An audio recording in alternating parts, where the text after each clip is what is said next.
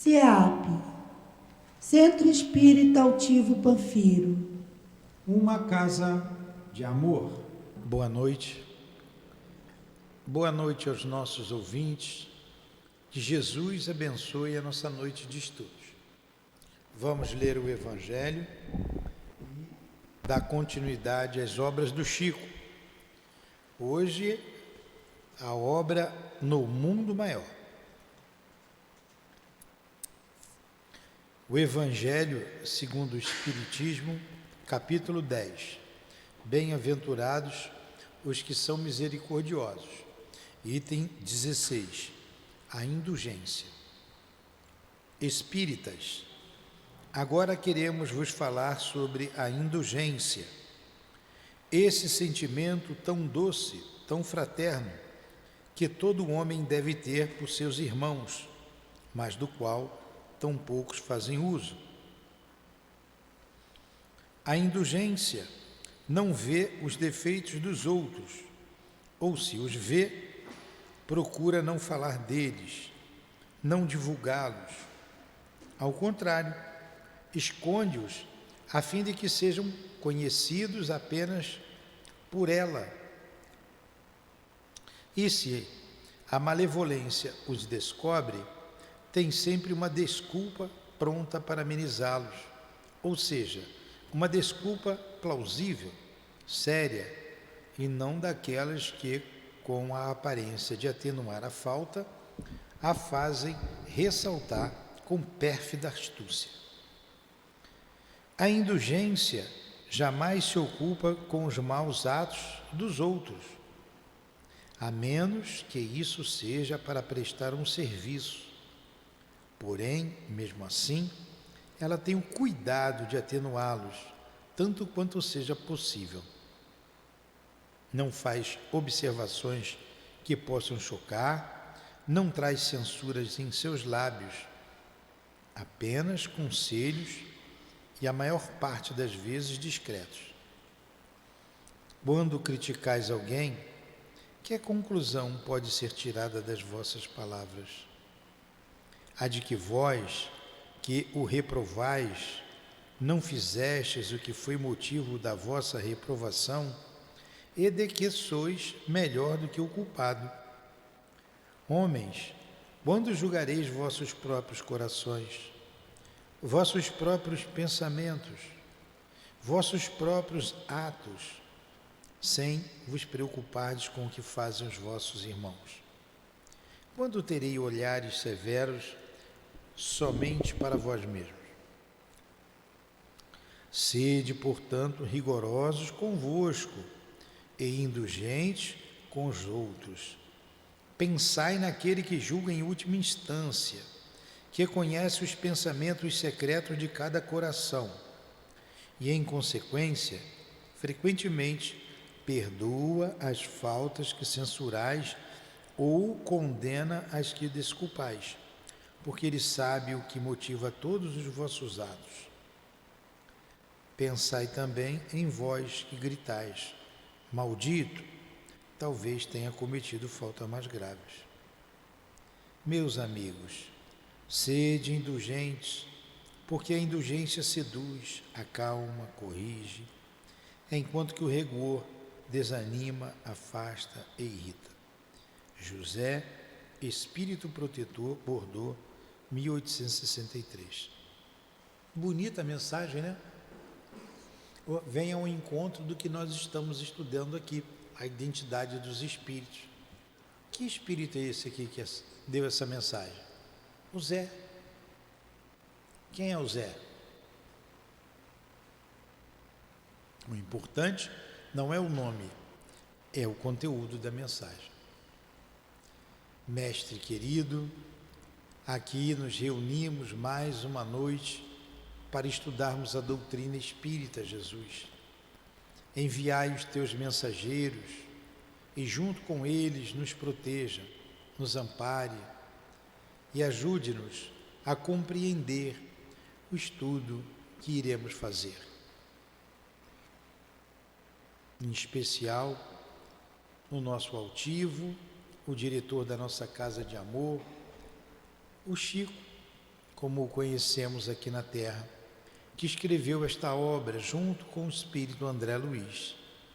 Em nome desses irmãos, em nome dos espíritos guias da nossa casa de amor, em nome do amor, do nosso amor, Lourdinha, do teu amor, Jesus, e do amor de Deus acima de tudo, iniciamos os estudos da noite de hoje. Que assim seja. Graças a Deus. Muito bem. Semana passada, nós encerramos o capítulo 6, que tratou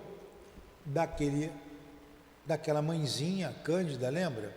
Que estava hospitalizada e estava prestes a desencarnar, e a preocupação era a filha, que estava sozinha. Para ela, a filha somente trabalhava com as costuras, e como o dinheiro da costura não estava dando para custear a hospitalização da mãe, ela passou a cantar à noite nas boates e ali passando problemas difíceis. E foi seduzida por uma pessoa, o Paulinho, mas no fundo ele gostava dela. E penalizado com a situação da mãe, quando ele foi visitá-la, a mãe pediu a ele que protegesse a filha, que casasse com ela. E assim foi feito. Na verdade, foi um estudo sobre a intercessão, a prece intercessória, daquele que tem méritos. No caso, a mãe, a dona Cândida, tinha muitos méritos. O espírito, os dois foram levados no mundo espiritual.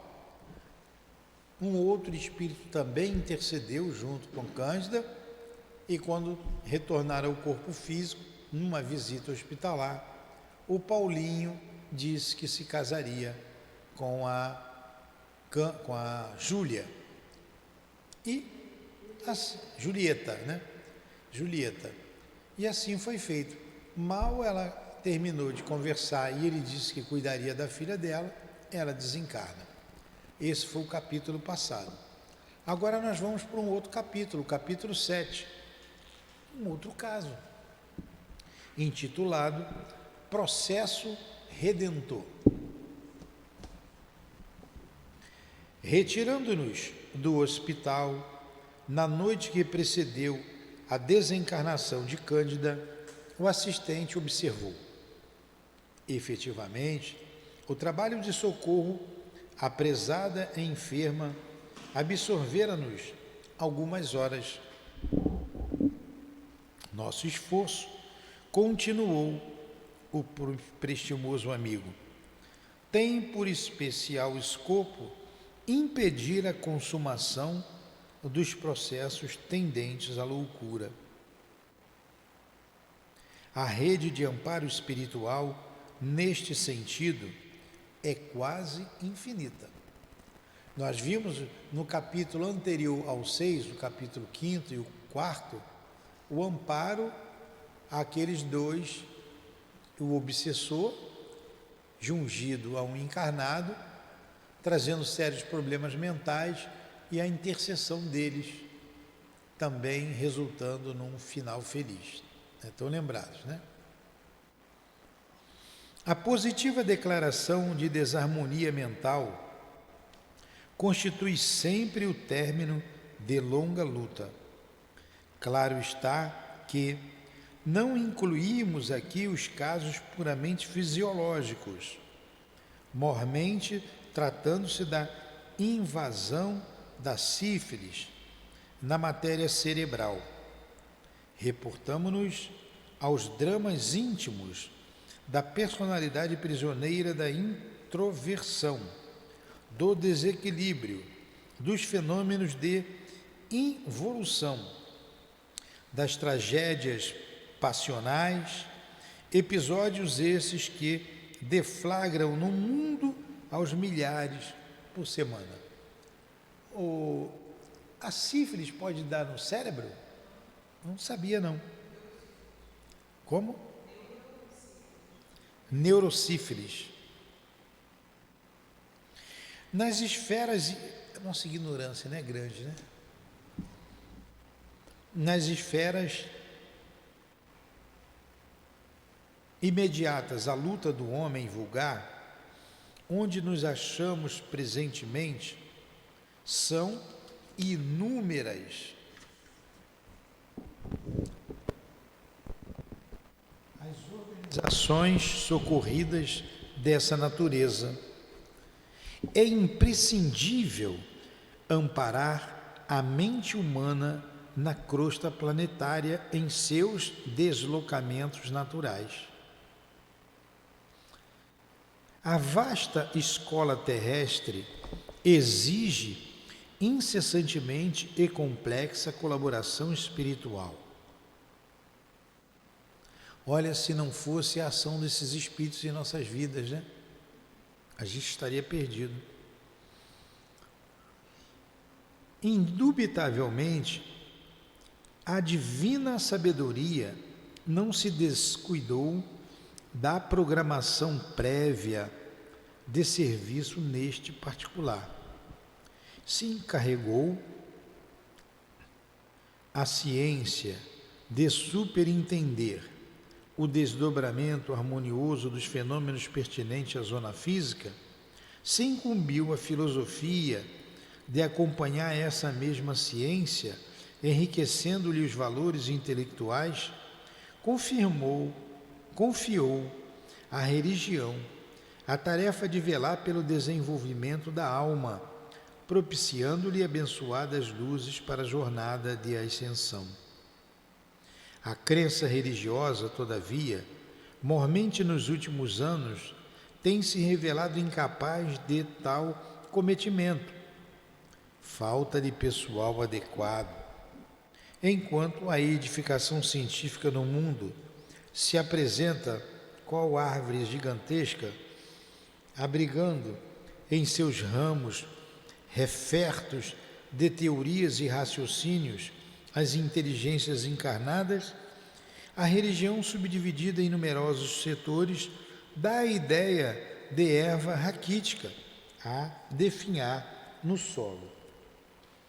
O amor divino, porém, não ignora os obstáculos que assoberbam os círculos da fé. Se a investigação do conhecimento basta o valor intelectual, o problema religioso demanda altas possibilidades de sentimento. A primeira requer observação e persistência. O segundo, todavia, implica vocação para a renúncia. À vista disto, colaborando com os trabalhadores decididos, inúmeras legiões de auxiliares invisíveis ao olhar humano se desdobram em toda parte, socorrendo os que sofrem e incentivando os que esperam firmemente no bem, melhorando sempre. Nosso esforço, portanto, em torno da mente encarnada é extenso e múltiplo. Forçoso é convir, no entanto, que se o programa dá motivo a preocupações, é também fonte de prazer. Experimentamos o contentamento de irmãos mais velhos, capazes de prestar auxílios aos mais novos. Indiscutivelmente, somos, em humanidade, uma só família. Verificando-se a pausa natural nos esclarecimentos de Calderaro, indaguei curioso. Como se opera, entretanto, a administração de tais auxílios? Indiscriminadamente? Não, explicou o interpelado. O senso de ordem preside-nos a atividade em todas as circunstâncias. Quase sempre é a força intercessora que determina o processo de ajuda. A prece, representada pelo desejo não manifestado, pelas aspirações íntimas ou pelas repetições declaradas, provenientemente da zona superior ou sugerida do fundo vale, onde se agitam as paixões humanas, é, a rigor, o ascendente de nossas atividades. Um comentário.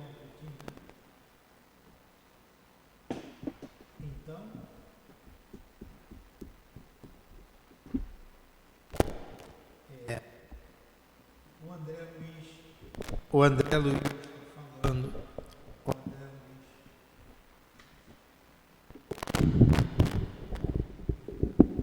Agora também não te quero mais.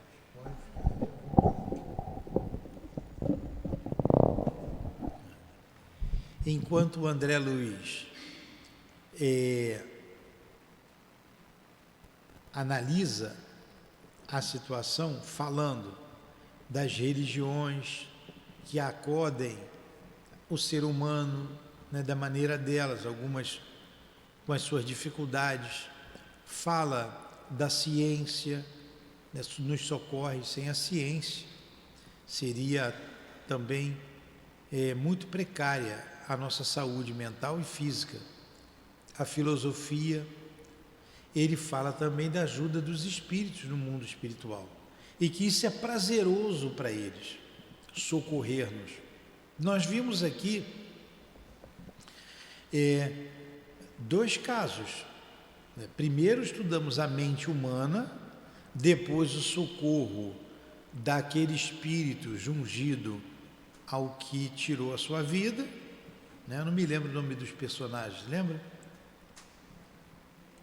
Depois o caso da Julieta, e agora ele está falando isso tudinho sem ação humana, isso tudo sem ação humana, apenas a ação espiritual. Pedro e Camilo. Pedro e Camilo foi o primeiro caso. O segundo, Julieta, Paulinho e Armênia.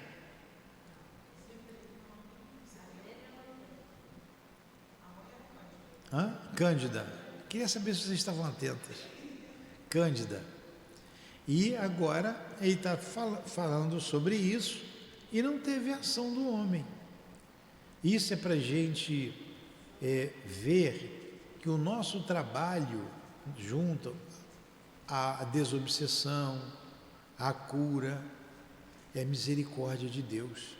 Tudo isso é realizado sem a ajuda do homem. Nós estamos nos antecipando à vida espiritual. É assim que nós vamos agir quando chegarmos no plano espiritual. É pura misericórdia. E uma outra coisa importante, há uma ordem. Eles não saem de casa assim aleatoriamente. Hoje a gente vai atender, vamos procurar um caso para a gente atender. Não. Tudo há uma ordem. Ele disse que a grande maioria vem da intercessão, de preces superiores ou mesmo do mundo de dor, das zonas inferiores, a intercessão, como foi o caso de Cândida, intercedendo pela sua filha, Julieta.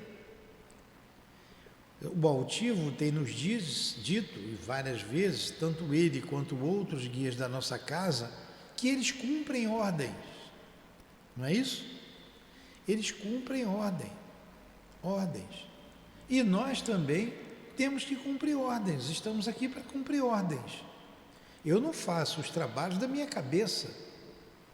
E quando a gente cobra de vocês o trabalho, cobra a dedicação ao trabalho, o comprometimento, o que falta no encarnado é comprometimento com a tarefa, a gente também é cobrado. Eu sou cobrado. Todos nós somos cobrados. E a minha parte é cobrar de vocês. E o mundo espiritual cobra de todos nós. E eles são cobrados também por espíritos superiores. Eles não fazem o que querem. Há um propósito, há um direcionamento, há um objetivo. Tudo isso aqui está dentro desse planejamento. Não é aleatório. Vamos sair e vamos ver o que está acontecendo. Não, não é assim. Como aqui na casa, tudo é programado. Entenderam isso? Alguma pergunta? Então vamos lá.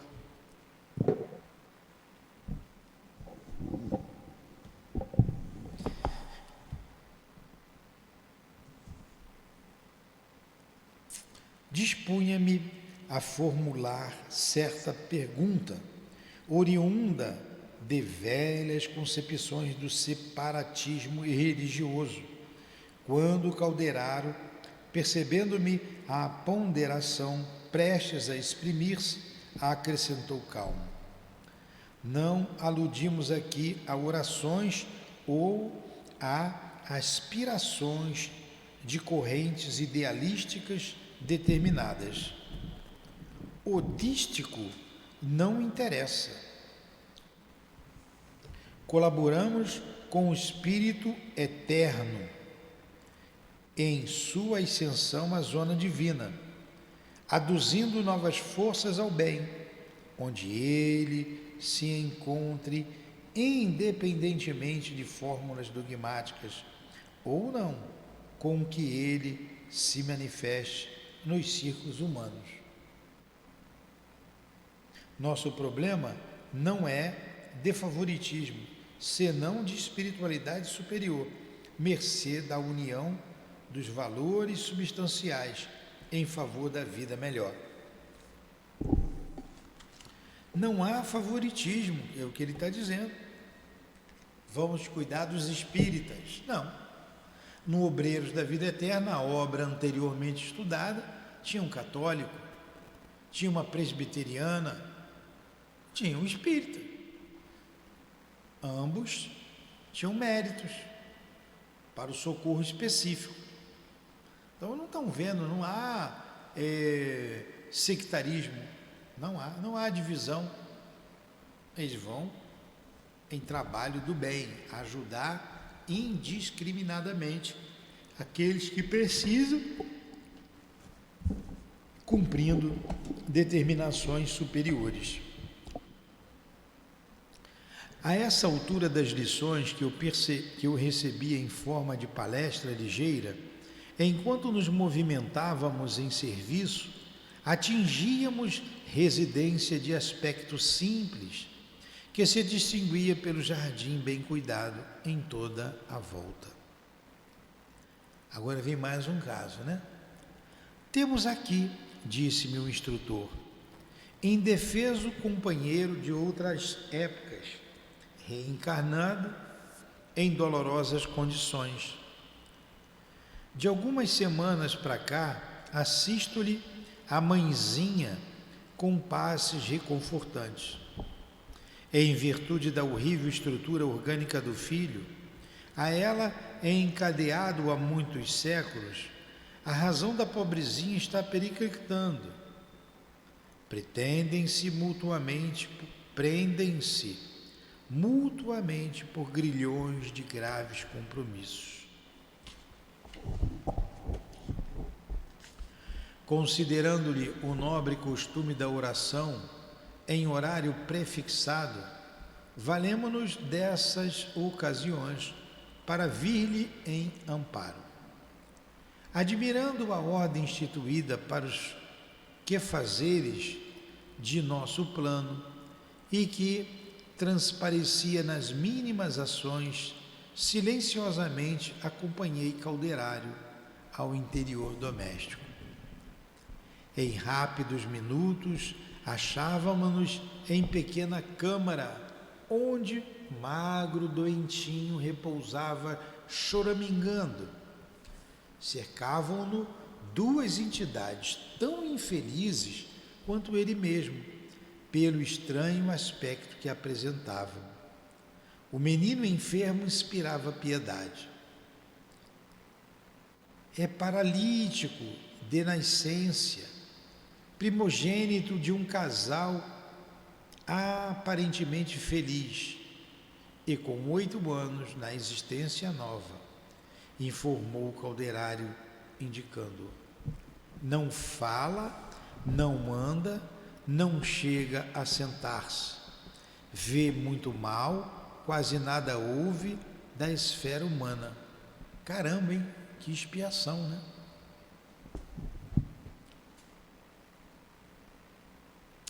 Psiquicamente, porém, tem a vida de um sentenciado sensível a cumprir severa pena lavrada em verdade por ele próprio. Há numa insurreição civil, eu vou ler de novo. há quase 2 séculos, decretou a morte de muitos compatriotas numa insurreição civil. Agora melhorou, né? Valeu-se da desordem político-administrativa para vingar-se de desafetos pessoais, semeando ódio e ruínas.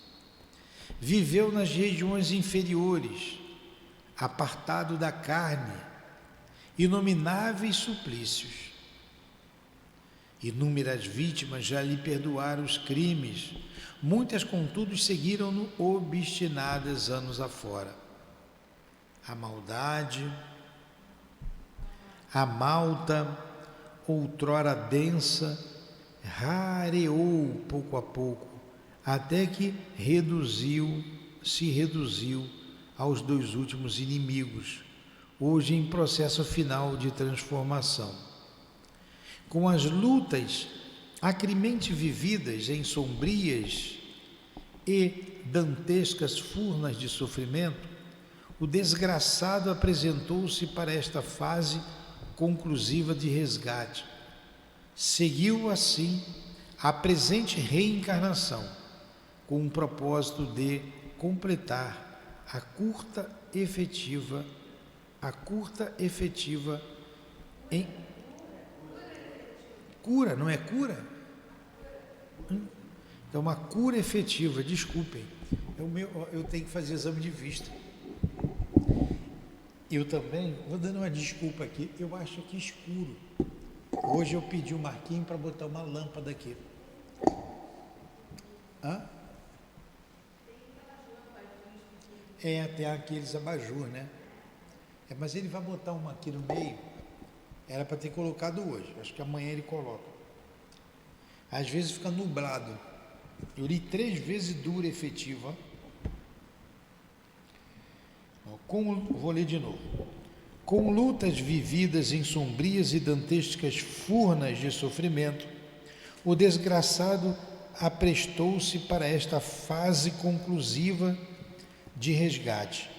Conseguiu assim a presente reencarnação com o propósito de completar a cura efetiva, em cujo processo se encontra faz muitos anos. Agora vamos ver a dura expiação desse espírito, né? Paralítico de nascença,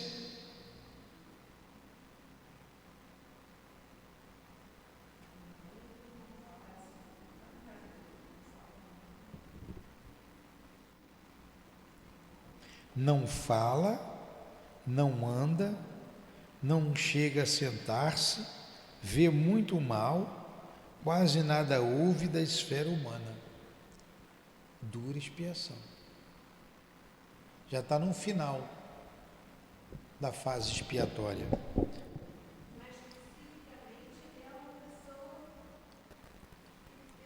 Percebe tudo. Percebe o mundo espiritual e o mundo material. Olha só, quando ele diz aqui,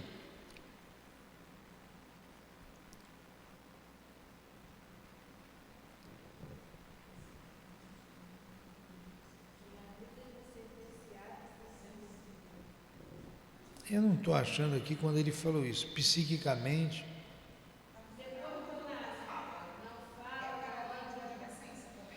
Não fala, não anda, não chega a sentar-se, vê muito mal, quase nada ouve na esfera humana.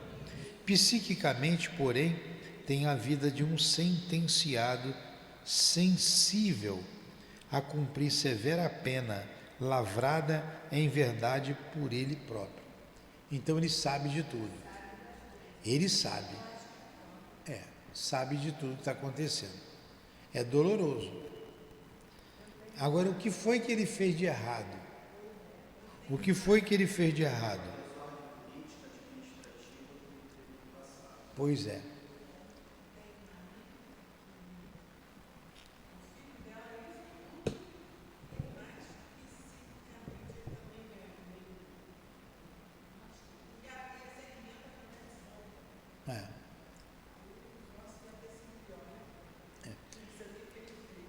Aqui tinha uma menina, a mãe não está mais aqui.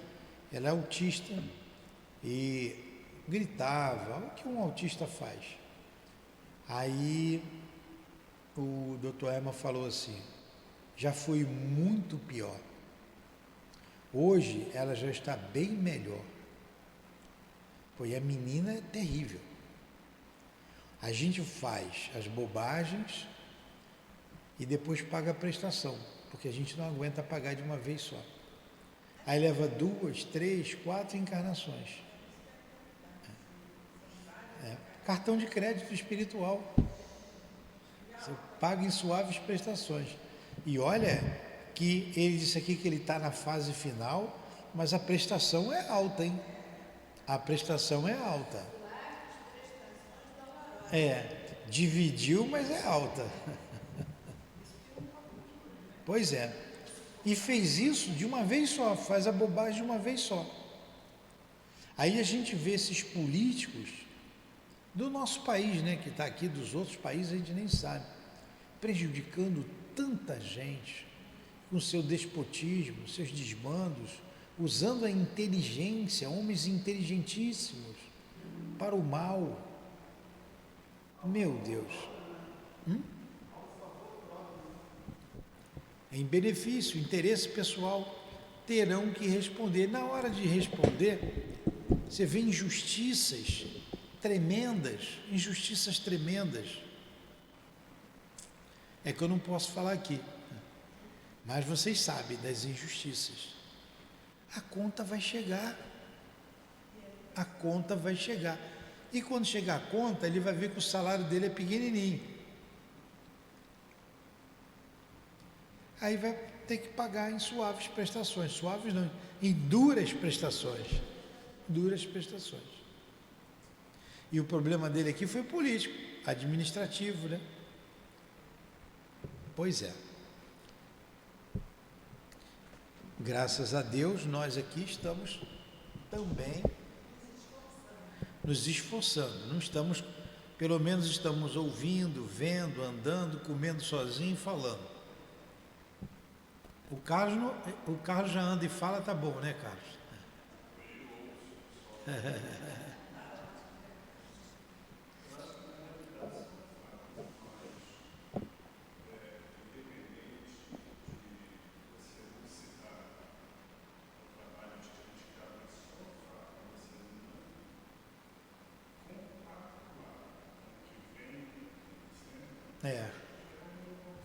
É nosso, não compactuar. Exatamente.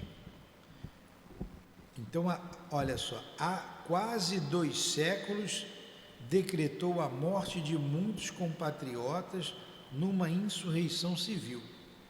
Então ele já vem há 200 anos sendo penalizado pelo que fez. Valeu-se da desordem político-administrativa para vingar-se de desafetos pessoais, semeando ódio e ruínas. Eu leio, estou lendo de novo, né? Isso.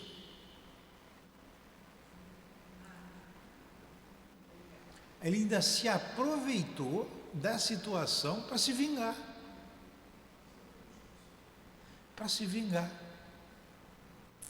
Viveu nas regiões inferiores, apartado da carne, inomináveis suplícios. Olha, regiões inferiores sendo perseguido. Inúmeras vítimas já lhe perdoaram os crimes. Muitas, contudo, seguiram-no, obstinados anos afora. Olha, você ter gente no teu pé, cobrando, não é mole não. A malta, outrora densa, rareou pouco a pouco até que se reduziu aos 2 últimos inimigos. Hoje em processo final de transformação. Olha como a lei é paciente, né? Porque você pensa assim, você olha uma pessoa, um menino, franzino, sofrendo. Por que não vai lá, não pega e tira o obsessor dali? Não pode. A lei não deixa. Não é assim.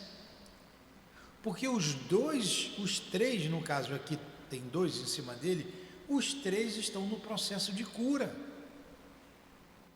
Os três. Quiçá voltarão irmãos consanguíneos, voltarão filhos, pais e pai. Então tem que ter calma. Todo mundo é filho de Deus. A gente não pode, quem não conhece a história, quem conhece um pedaço da história, se comove, não. Isso é uma covardia.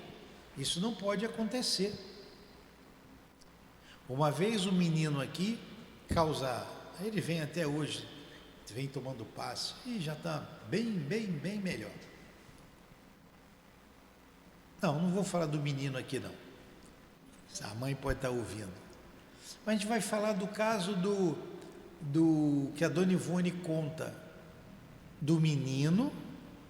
Já contei para vocês, vamos só relembrar. De 8 anos de idade, o pai já tinha ido em tudo quanto é médico, só vivia em médico, e o caso não tinha solução. Ele tinha 8 ou 10, não, 10 anos, era um menino. Ele andava curvado, não falava, tinha um defeito na boca e andava curvado. Ninguém sabia a causa, o diagnóstico do problema, né? E foi no centro espírita. Esses casos, né, não tem jeito, vai no centro espírita. Foi lá, a Dona Ivone o recebeu. Já contei isso para vocês? Vocês não sabem não? Quer que eu conte? Então me chama de bonito. Aí foi no centro espírita, lá no Recordações da Mediunidade. E foi um caso fácil de resolver, até não demorou muito tempo, resolveu logo. Ela viu montado nas costas do garoto um espírito. Ele viu uma sombra, era uma sombra. E o espírito botou sela, arreio e tudo. Estava montado como montado num cavalo. E ela perguntou: por que você faz isso com essa criança? Não está vendo que é uma criança, é um menino? E o espírito disse assim: menino? Esse aqui é o senhor Teodoro. Senhor Teodoro. Ele fez da minha vida, eu era um burro de carga para ele. Eu morri de trabalhar para ele. Agora ele é meu burro. Agora é minha vez. E andava montado nele. E a boca defeituosa e a língua enrolada era o arreio que ele colocou, o arreio fluídico. E com o trabalho, logo o espírito deixou e o menino passou a falar. E os pais ficaram deslumbrados. E você sabe falar? E o garoto falou: eu sempre soube, papai, mas a minha língua estava dobrada e eu não conseguia desdobrar a minha língua. Olha só o sofrimento. Então a gente olha uma situação dessa, a gente se compadece. Mas você tem que se compadecer dele, do obsediado, isso é uma subjugação, e do obsessor. Os dois são sofredores, os dois estão sofrendo. Então tem que ser ajudado os dois. Você olha uma situação dessa, aí você vai lá, pega o espírito, tira dali e joga em qualquer lugar. Ele vai se sentir ainda mais injustiçado. Por que você está fazendo isso comigo? Ele vai perguntar. Ah, é porque você está prejudicando o menino. Menino, olha o que ele fez comigo. E o que ele fez comigo? Então há que se ter uma compreensão mútua, um perdão mútuo, não é? Então a gente olha uma parte da história e faz a nossa análise. Aquele velho ditado: a moeda tem dois lados, né? Tem que se ver os dois lados. E ele continua: A malta outrora densa rareou pouco a pouco até que se reduziu aos 2 últimos inimigos, hoje em processo final de transformação. Com as lutas acremente vividas, em sombrias e dantescas furnas de sofrimento, o desgraçado apresentou-se para esta fase conclusiva de resgate. Conseguiu assim a presente reencarnação com o propósito de completar a cura efetiva, em cujo processo se encontra faz muitos anos. A paisagem era triste e enternecedora. O doente de ossos, é o osso mesmo, né? Ossos? É. O doente de ossos enfesados e carnes quase transparentes, pela idade, deveria ser uma criança bela e feliz. Ali, entretanto, se achava imóvel a emitir gritos e sons guturais próprios da esfera subhumana. Pô, que quadro triste, né? Que quadro triste. Com um respeito devido à dor e com a observação imposta pela ciência, verifiquei que o pequeno paralítico mais se assemelhava a um descendente de símios aperfeiçoados. Parecia um macaco, né? Sim, o espírito não retrocede em hipótese alguma, explicou Calderaro. Todavia, as formas de manifestação podem sofrer degenerescência, de modo a facilitar os processos regenerativos. Vocês querem parar por aqui? Faltam aí 10 minutos. Vamos parar? E a gente continua semana que vem? Aí quando a gente pegar, a gente não vai esquecer.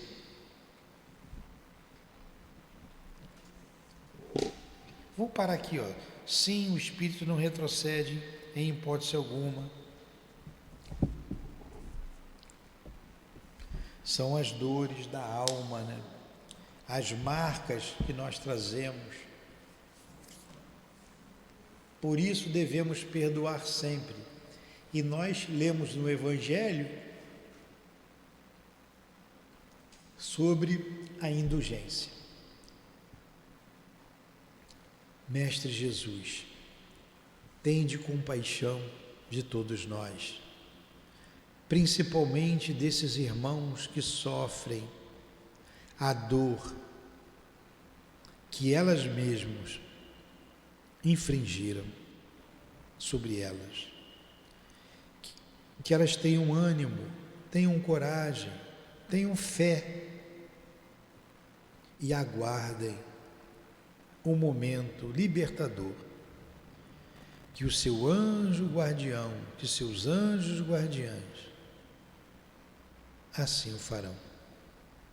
Esperança para eles, esperança. E se puderes, Senhor, usar a lei de amor para aliviar as suas dores, se bem-vinda a sua intercessão. Então, rogamos por todos os que sofrem, que choram, que espiam o seu passado culposo, delituoso, que haja perdão recíproco nesses casos de dor.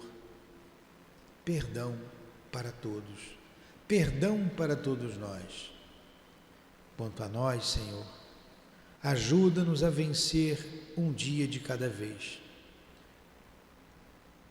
ajudando-nos a criar resistência ao mal, até odiarmos o mal e nunca mais cometê-los, sequer através de um pensamento. Envolva a nossa casa de amor, envolva os presentes guias, envolva os nossos familiares, os nossos amores, envolva todos nós, Senhor, em tuas vibrações. de paz e de esperança.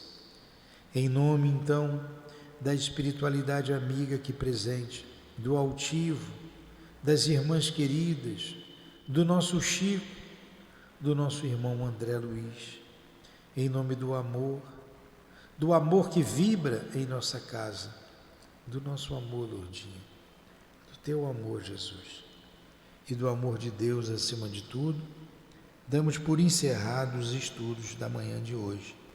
Que assim seja, graças a Deus, da noite.